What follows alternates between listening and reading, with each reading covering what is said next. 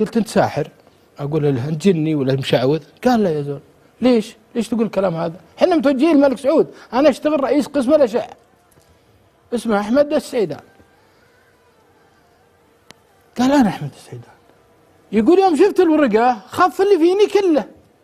هذا رجل من أهل عنيزة، له صديق أردني، وكان عندهم مشروع في مجال الزراعة على أساس أنهم يطلعون للأردن ويخلصون المشروع هذا. اللي يقص القصة أحمد نفسه، أحمد السعيدان أو أحمد بن سعيدان، اسمه الثنائي هذا. يقول رحنا أنا ويا الشخص الأردني هذا الأردن، وقعدنا واشتغلنا في بعض الأمور وخلصنا، لأن موضوع في حايل لازم نكمل مشروعنا فيه. فيقول طلعنا من الأردن وجينا حايل عصر يوم، كان القصة هذه عام 2021 1400 الظاهر وكم 2021 توافق قبل 3 سنوات. يقول جينا حايل وصلناها على العصر، المفروض من بكرة بنقابل شخص ونحل معه ما كملناه في الأردن. يقول خذنا شقة فيها غرفتين، أنا في غرفة وخوي المهندس هذا في غرفة. يقول يوم جات الساعة 8، احنا في شتاء ليل الشتاء طويل، يقول احنا مصلين العشاء ومتعشين وخالصين، يقول أبى أنام.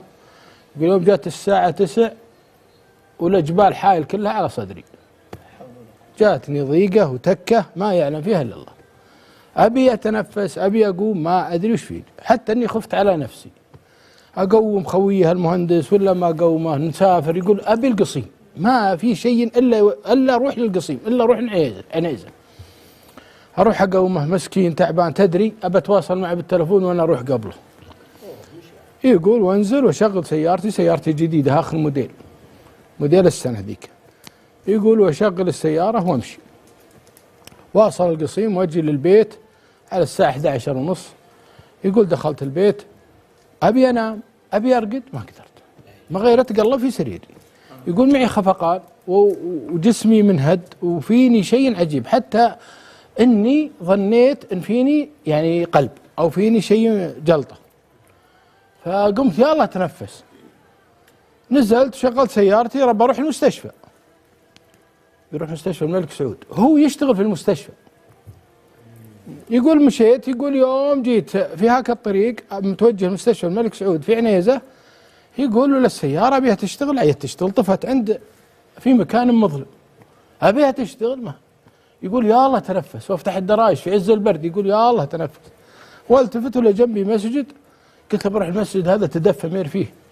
يقول يوم جيت المسجد ولا فيه رجال يقرأ قرآن ويدعي، سوداني من الجنسية السودانية. دخلت سلمت عليه وتسننت. يقول يا زاد علي الضغط. يقول اجي السوداني، قلت يا زول، قال نعم. قلت ابيك توديني المستشفى، عندك سيارة؟ قال لي عندي سيارة، اركب معي. يقول اركب معه.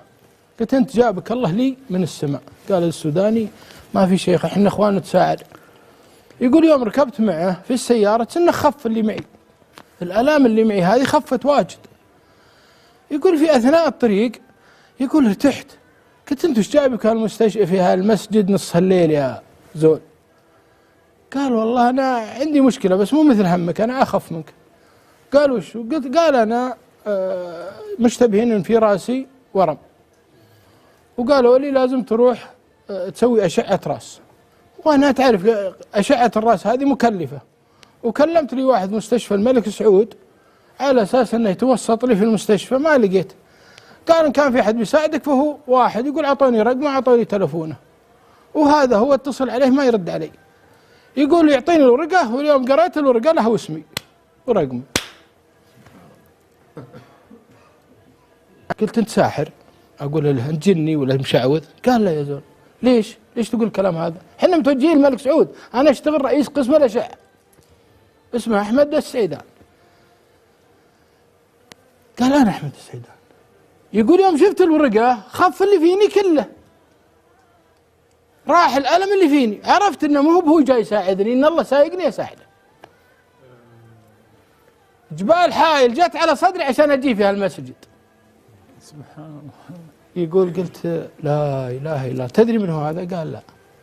يقول أطلع بطاقتي وأوريه إياه، سيارتي جديدة آخر موديل وتوقف عند المسجد. ما شاء الله. يقول يوم شاف بطاقتي قال يا زول هذا انت رئيس قسم الاشعه في مستشفى الملك سعود احمد بن سعود.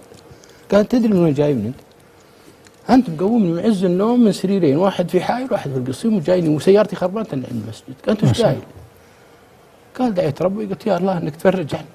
اي والله. يا الله انك تسخر من عبادك من يفرج عني ما فيني. ما شاء الله. كل ليل انا من جيد من الساعه، يقول من الساعه 9 وانا ادعي. قال الساعه 9 انا قايم من فراشي في حائل وجايك. اكبر. يا الله انك تسخر عني من يفرج همي ويشيل عني هالهم.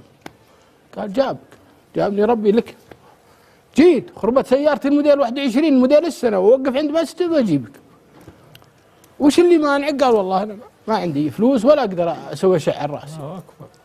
يقول واركب واجيبه للمستشفى ولا اشغل قسم الاشعه هاك الليله واستنفرهم. وندخله في الاشعه ونسوي له تخطيط الراس ونطلع النتائج. ثاني يوم انا معه. يقول ما عاد فيني شيء، انا ما فيني ولا شيء الحمد والشكر لله. يقول يدخل عند الدكتور ويقررون له عمليه ويشيلون جزء من الورم يطلع ورم حميد والحمد والشكر لله الرجال طيب بخير. دعاء ضيق صدر احمد في حايل ونزل عليه الهموم كلها الا تجي للقصيم، تترك شغلك وتترك خويك الاردني وتجي هناك. واجي للقصيم ما بردت الا تشغل سيارتك تروح المستشفى انت وتجي عند المسجد وتوقف وتنزل تصلي لك ركعتين وتلقى الرجال اللي جابك. ما جابك الرجال، جابك دعاء وصدقه مع الله سبحانه وتعالى. الدعاء ابسط شيء، مخ العباده. كثير منا يصاب بهموم، يصاب بمشاكل، ينسى. دوروا لي واسطه، ادفعوا فلوسي، عندك سجاده. توجه لربك. عظيم هذا ما يحتاج واسطه، كريم. جابك ودخلك المسجد وطلع معك، خلاه مره هو اللي يقول الله اني راكب معه، اقول له الله يجزاك خير انت بتفك همي. طلعت انا جاي افك همي. اسال الله العلي العظيم ينفع بهالقصه. والدعاء يا اخوان لا تنسون انفسكم منه، وتراه بين شفتك. يعني الرسول صلى الله عليه وسلم يقول في معاذ بن جبل يا معاذ اني احبك في الله فاعني على نفسك بكلمات. قال ما هي يا رسول الله؟ اللهم صل وسلم على رسول. قال دبر كل صلاه تقول اللهم اعني على شكرك وذكرك وحسن عبادتك. اذا كان هالكلمات بين الشفتين تحتاج منها اعانه لله. انت تحتاج اعانه انك تقول سبحان الله والحمد لله، وهي اقل يعني اسهل من انك تجيب هالفنجان. اذا انت تحتاج اعانه من الله فيها، فما بالك بالاشياء الثانيه. نسال الله العلي العظيم ان ينفع بهذه القصص، وجزاكم الله عني كل خير.